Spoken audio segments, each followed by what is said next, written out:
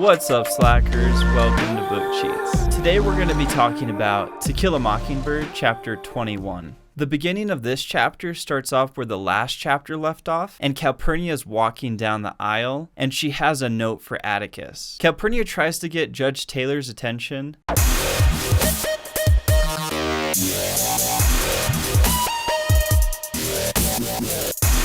and finally Judge Taylor asks what Calpurnia wants. What do you want? It's not that simple. What do you want? And Calpurnia says that she has a note for Atticus, and it's completely unrelated to the case. Judge Taylor permits Calpurnia to give Atticus the note, and Atticus reads it, and the note was from Aunt Alexandria, and Aunt Alexandria told Atticus that the children had been missing all day. Atticus was mentally freaking out, and he asked Judge Taylor if he could leave to search for the children. As Atticus was asking Judge Taylor for permission to leave, Mr. Underwood interrupted Atticus and told Atticus that he knew where the children were the whole time. And he told Atticus that the children were sitting in the black area and that they had been there the whole time. Atticus looks up and sees Jem, Scout, and Dill sitting in the black area, and he calls Jem to come down.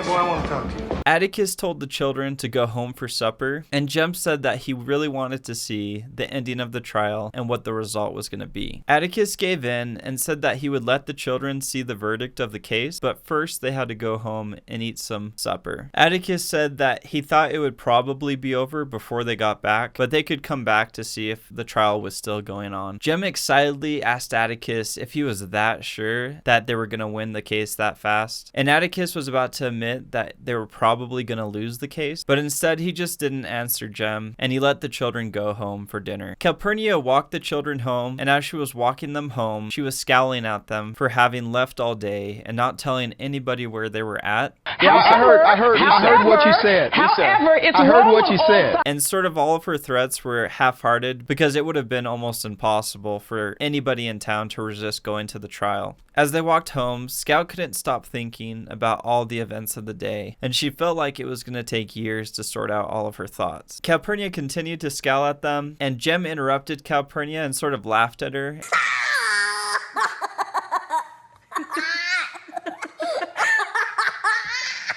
And asked if Calpurnia wanted to know how the case went. Calpurnia then changed her rant towards Jem laughing at her, and Scout could tell that all of her words were just empty threats. When they got back to the house, Calpurnia told Dill to call his Aunt Rachel because she was worried sick about him. The children went inside, and Aunt Alexandria was there waiting for the children, and she was super pissed at them too. Aunt Alexandria seemed completely defeated when the children told them that Atticus said that they could go back, and the rest of the evening she didn't say a single word. After about an hour, they finished supper and they headed back to the courthouse. When they got back to the courthouse, they were surprised that Reverend Sykes had saved their seats, and it didn't seem like a single thing had changed because everybody was still in the courtroom waiting for the verdict. Reverend Sykes told Jem and Scout what they missed and said that Mr. Gilmer, the prosecuting attorney, seemed like he was on Atticus's side because he hardly tried to defend Tom in his final argument. Jem was super excited to see the results because he knew that they were going to win, and he went through all the evidence and explained how the rape stuff was clear as day that it never happened. Reverend Sykes asked Jem to stop talking about the rape stuff around Scout, and Jem said that Scout was too young to understand any of this, and even though Scout didn't understand anything about rape, she toned in and lied and said that she understood everything, which shut Jem up from saying anything else about rape. Everybody was sitting quietly, almost as if they were in church, waiting for the results of the case,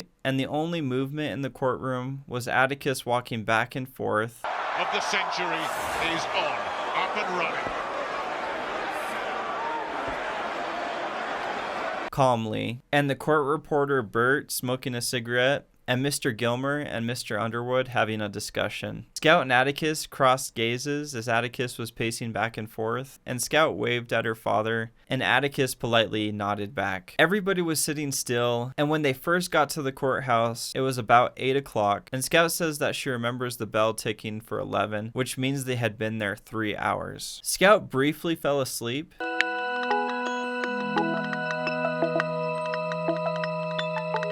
and when she woke from her quick nap, she kept herself awake by looking down from the balcony and counting people by putting them in groups of different colored hair. Scout had a sudden chill hit her. Led them to dark, icy death.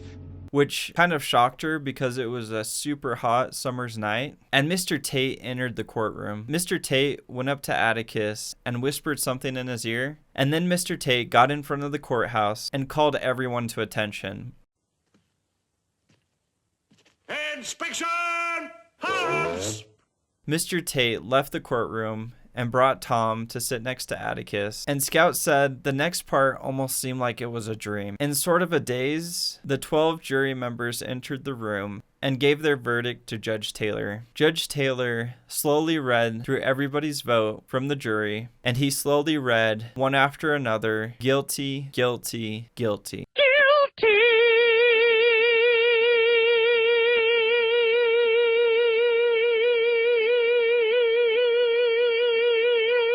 Jem was clenching his fist, and as Judge Taylor read out each guilty, it was almost as if Jem was getting stabbed to the heart every single time. Oh, wait, here you go. Thanks.